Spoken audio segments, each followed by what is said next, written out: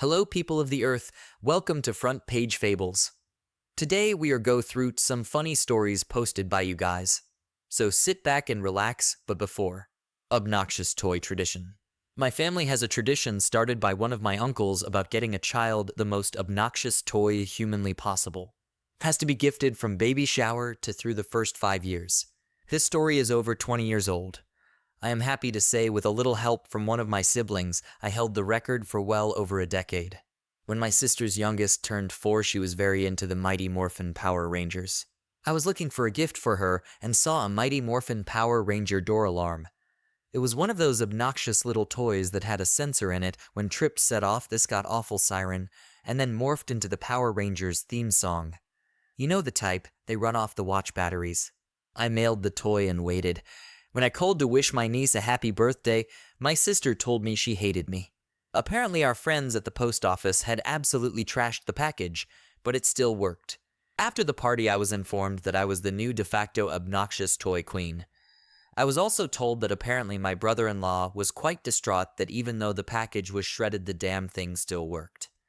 Apparently, they comforted themselves by assuming that the battery probably wouldn't last very long. I was talking to one of my siblings about it a few weeks later. I asked my sibling how often they're at my sister's and was told once or twice a month. I came up with a plan and offered some cash. My sibling was happy to assist but turned down the money. For approximately the next 2 years, every time they went to my sister's house under the guise of going to the bathroom or playing with the kids, they changed the batteries. My niece's child recently turned a year old, and we on Zoom from our respective locations for the party. As everything was winding down, a conversation started about previous obnoxious toys, and my sister brought up, as they called it, the damn gift that never died. My sibling and I were in absolute hysterics, and my sister finally found out after over 20 years that we had kept new batteries in the damn thing for 2 years straight. She was in absolute shock that we had been able to pull it off and never got caught. The entire family was in hysterics, and I've been told that they will never trust me again. McDonald's manager has dirty mind, but it's my fault. So my wife worked for McDonald's on the same Walmart where I worked. She had the day off because she had dental work done in the morning. So I'm standing in line at McDonald's on a break waiting to order some food and decided to call and check up on her. At this point, I feel I need to explain something. I have a hearing loss and at that time didn't have hearing aids. As a result, my voice is loud and I don't even realize it. Now back to the story. She told me she missed me and that she is holding her pink teddy bear that I got here a few years previous for Valentine's Day. I said to her something like, "That's good, you've got you pink teddy." I was next, so I ended the conversation. A minute or two later, the assistant manager came up to me and said that I needed to be careful because this is a family restaurant and there are kids here. Then she went back behind the counter. That's it, no explanation of what I might have said. So I thought back over the conversation, and then the light bulb came on. I told her it's a teddy bear. She says back, "It doesn't matter, it's what people heard." So basically you've got a dirty mind, but it's somehow my fault that your mind went right to the gutter. Really bad first experience with GF. I'm bored at work and got mentally flash-based with this memory, so now everyone else gets B as well. It was 10th grade and I had my first real girlfriend. Her and I had never done anything past hug and hold hands. We decided one day after a few months of being together, I should spend the night at her house. Her mom was not comfortable with her coming to my house. So I said sure and caught the school bus with her the day of the fabled sleepover. I was not really sure what was going to happen other than movies and snacks, probably go for a walk in the woods outside her house because she lived in the middle of nowhere. The first day went fine. We played games on her 360 and watched Kung Fu Panda before cuddling on the couch she had in the basement. It's important to explain we had discussed screwing around before via text and phone calls. I had never done anything with anyone yet, so I was excited but not expecting. After the movie, she rolled over and kissed me, which just about stopped my heart. I was thrilled. She asked me to kiss her neck, and so I did. She grabbed my hair and kissed me harder with tongue before stopping, giggling and telling me goodnight. I was surprised and slightly saddened, but fair enough, I suppose. Now you'd think I go to bed, have a normal sleep, and wake up to a nice morning with her. Of course not, or else I wouldn't write this. She left the light on so the whole basement was bright. I got up, annoyed. I make my way to the light and see her standing at the top of the stairs, just a dark figure at the top of the stairs. "Did you pee yet?" she asks me. I just stood there like, "What the fuck do you mean thus?" I responded, "No, I don't have to pee." She comes all the way down the stairs and tells me to go upstairs and pee. I didn't know what to say because what the fuck was I supposed to say? She insisted, and I went upstairs to find her mom standing there in the kitchen. And she also asks me if I pissed yet. I said again, "No, but I also don't have to go, so it's fine." She points to the bathroom and says, "Well, I can't have you pissing the couch, so go to the bathroom." Like, what the hell is happening? It's fine, I guess I'll go. So I go. I push as hard as I can to get the tiny bit of pee in me out. I come out and they both just nod and say goodnight to me. It's 9:30 at night, by the way, dear reader. So I go lay in bed and try to sleep, end up playing on the 360 for a little while before I get a text from her telling me, "Sorry, I couldn't stay downstairs, I was just scared you would try and have sex with me," which I hadn't intended on happening. I told her it was fine and I had fun regardless. The next morning I wake up to her standing over me at 7:20 am, to her poking me with a drumbeat stick. The second my eyes are open, this motherfucker hits me with, "Hey, you should go pee," like this is the most fucking normal shit ever. I just stared at her, half asleep, and said no. It's okay, I do not have to pee. She looks over and her mother was standing there, at the door, staring at me. "Go pee," she says, sounding weirdly pissed off about it. I get up, go pee again. I did actually have to go, but spitefully didn't want to go because this was weird as hell. I cone out to find they had made Kraft dinner while I was asleep, which is not a food I like, but I wasn't going to be rude and say no. I sat down at the table, still very much asleep, by the way. I eat a few bites of the macaroni. Not thrilled, but persisting. When I am hit with this overwhelming sense of hate, as she smiles and blasts the goddamn shit out of my KD with ketchup, making it a soup. She looks me in the eyes and says, "There, much better." Which I assure you it was not. Almost instantly she gets normal clothes on and tells me to do the same. I assume we're going for a walk when she hands me a shovel and says, "We have to shovel the driveway." I was not super keen in doing as it had snowed once in the past week, but from the looks of it, they never shoveled once this winter. After that shit show, I went home. A few weeks later, she cheated on me with my friend and had a three-way with my other friend and his GF. For my efforts, I got a kiss and some sloppy red Katie. You're welcome for this journey with me. How I met my girlfriend. Funny story about how I met my girlfriend. When I was 21, I was a mid-level weed dealer. Well, one day I was selling to a friend. I had 2 pounds in the car and I was drinking. Well, I was rambling on being that I was drinking, and he was growing impatient. He said, "Come on man, gimme my weed." I say, "Hold up, too many people around." So I put my car in reverse and all of a sudden, boom. I T-boned someone in reverse. I said, "Oh fuck," I told my buddy to get all my stuff and bring it inside his apartment before cops show. He's working on that while I get out to talk to the girl getting out of her car that I hit. I was dressed to impress that day, so I could tell immediately when I seen a look of attraction in her eye. I smiled and asked her to pull up next to me so she could get out the roadway. Well, as soon as she pulled out, I told my buddy jump in, and threw the car in reverse and got the hell out of there. I could hear her yelling, "Hey, hey." I felt bad, but I wasn't going to jail. Well, a month later, this girl I sold to calls and asks if she can give her friend my number for some weed. Of course I say yes. She wants a 3.5, I tell her meet me at the gym. Well, you pull up to her, and it's the same car I hit and ran on. I give her stuff, see if she remembers, but she didn't say a word. That went on for about 3 months till we started talking, well, we're getting drunk and having crazy sex every night, and one night we get done all out of breath. She says, "Can I ask you something?" I say sure. She asks, "Do you remember hitting and running on me?" My jaw dropped. I didn't know what to say but laugh. I said, "Haha, yeah, why are you just now asking me?" She said I was giving her such good deals, she didn't want to ruin it. The rest is history. We've been together ever since. The misadventures of Bob. Bob woke up with a start, his alarm clock blaring like a fire siren. He stumbled out of bed, tripping over his own feet and knocking his favorite potted plant off the windowsill. "Great start to the day," he muttered, trying to scoop up the soil before it spread all over the carpet. After a quick shower, Bob hurried to get dressed, only to realize he had put on his shirt inside out. "Well, at least it's a fashion statement," he chuckled, shrugging it off. On his way to work, Bob stopped at his favorite coffee shop.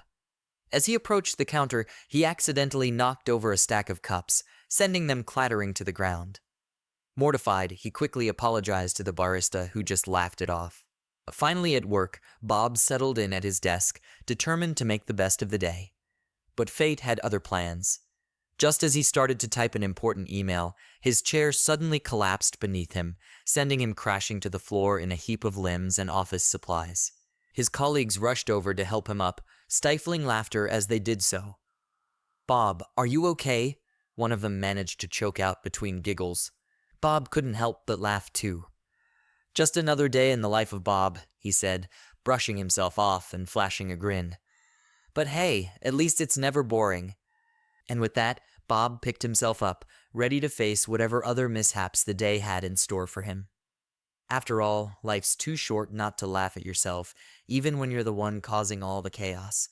A dude has a bonkers order that I couldn't control myself from dying. Today at Subway, I come across a peculiar fellow in line.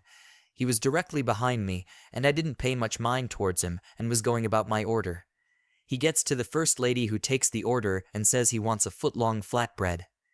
Lady grabs the bread, turns around, asks what he wants on it, and dude says, "Flatbread." Now I thought he just wanted another sandwich, and so did the employee. So she grabs another flatbread, slaps that bad boy down, and asks what he wants on his sandwich. This son of a bitch says flatbread again. I instantly connect it together, but she's lost more than a cow on the moon. At this point, I'm starting to crack. She goes to grab another flatbread, but is stopped by the man speaking up. "No, you're not understanding. I want flatbread on my foot-long flatbread." She's bamboozled and even looks scared.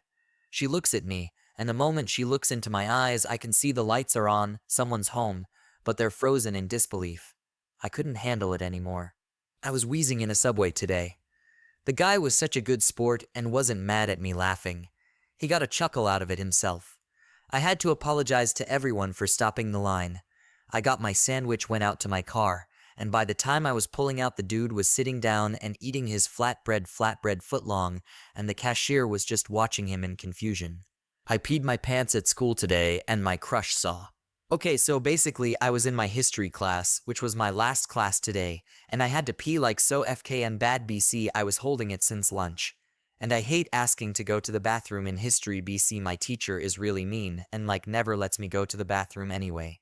And my crush is in my history class, and he sits like right next to me, and usually he's the only one I talk to in that class.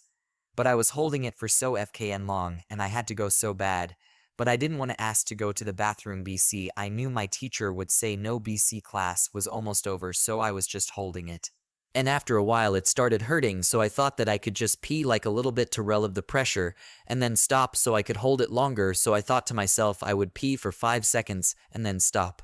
So I started peeing, but I had to go so FKN bad, so it came out so fast, and I literally flooded my chair like right away after like 1 second, and my pee started dripping on the floor, and everybody looked right at me. It was splashing on the tiles, so it was like really noticeable. And a girl behind me was like, "Ariana is literally peeing," and some people were laughing at me. And so I just sat there and kept peeing Mal BC. What was I gonna do at that point? But after a little bit I just got up, and the teacher told me to go to the nurse, but I just ignored him and went outside and called my mom to pick me up. Lol. It was so FKN embarrassing. Like it felt good BC. I was holding it for so long, but like literally everyone saw. And I want to text my crush and say sorry for peeing next to him, but I'd if that's weird. I'd what to do. I'm just like mortified. My childhood bully has won and has been in my thoughts every day for 20 years. Grab a hot or cold drink and pull up a chair, as this is a long one. When I started secondary education in a large town in the UK, age 11, I brought a few friends from primary school and quickly made a few more. 2 years pass and everything was pretty okay on the social front, and I had a good group of mates. One day a girl approaches me to let me know her friend likes me and gives me her number to drop a text if I want classic kids. So I did. I met the friend girl and whilst I knew her from school, we had never really hung out before. Then the following 2 or 3 months we shared our first romance together and few other firsts. However, one day she decided that she didn't like how serious the relationship was getting and broke it off. At the time I was properly heartbroken and did try to convince her otherwise for a few days before giving up and accepting my fate. Gerla was way more emotionally mature and socially aware than me. In hindsight, she was right that at 13, it probably wouldn't last into our 70s. At least I had my friends to fall back on for support. After a few weeks, I moved on to a new girl. That's when the bullying started. Gerla then ran a smear campaign against me, spreading horrible, untrue rumors in order to scare the new girl off me. Gerla then used her friends to befriend all my friends and remove them from spending time with me. This was only the start of it, and it continued for 5 years, all the way through my secondary education up to A-levels. As we lived in a relatively small town, most people knew each other by a few degrees of separation. So anytime I tried to make a new friend or show a romantic interest, Gerla would make sure to directly or via mutual friends add in untrue rumors, lies, or occupy the other person so they had no time for me. I basically got to spend 5 years being socially isolated with such a completely false reputation that I had no friends at all. It was horrible. Whilst the bullying was never physical, I'd cry myself to sleep at night owing to the loneliness and worthless feelings. I'd spend the weekends aimlessly wandering our hometown trying not be spotted by anyone from school, but not going home till late as my mother would worry and tell me to go out and make a friend. I think the worst single incident that ever happened was about 3 years into the bullying. I started to develop a romantic relationship with someone from the next town over.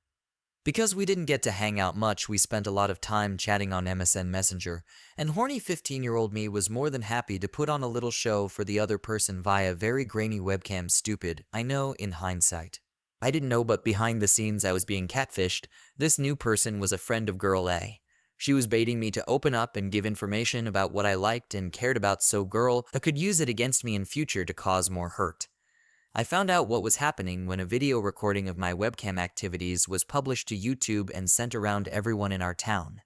I quickly sent an email to YouTube to get it removed, and as this was the early days of video on the internet 2006, when it disappeared from YouTube, there we no archive or copycat sites with the video. If that had have happened nowadays, it would remain someone on the internet forever. At the time I was so embarrassed I wanted to die and got very close to doing it a few times in the weeks that followed. It took about 10 years for me to finally realize I was the victim in that scenario, and nowadays we have the language of revenge porn, and I understand that it was also illegal for those girls to handle what is actually child abuse material. But I still blame myself for falling for Gerla's trap. When it came time for school to end, I went to a university on the other side of the UK that no one from my school had gone to for a few years. This was a completely fresh start where no one knew me and my reputation got a clean slate. I'm glad to say it worked, and none of that bullshit from school followed me into my adult life. I now had a good group of friends, a successful career, a nice house, and a wife with a baby on the way. But I've never discussed what happened at school with anyone, not even my wife. She hasn't realized that we only visit my hometown a handful of times per year to see my mum, and I don't have any friends from my childhood because I was so heavily targeted. Or maybe she has realized but is waiting for me to talk about it. Anyway, I've not talked about Girl A or her shit since I left my hometown about 15 years ago. But she is still in my head. And the quiet parts of the day when my mind wanders, it goes to her and the crap she spread about me, her schemes to ensure I was isolated, and the hurt she caused. So yes, you've won, Girl A, you're still in my thoughts, and the hurt you caused will likely last a lifetime. So I confess I am not able to let her pain go. TLDR. Left school 15 years ago, but still think about my bully every day.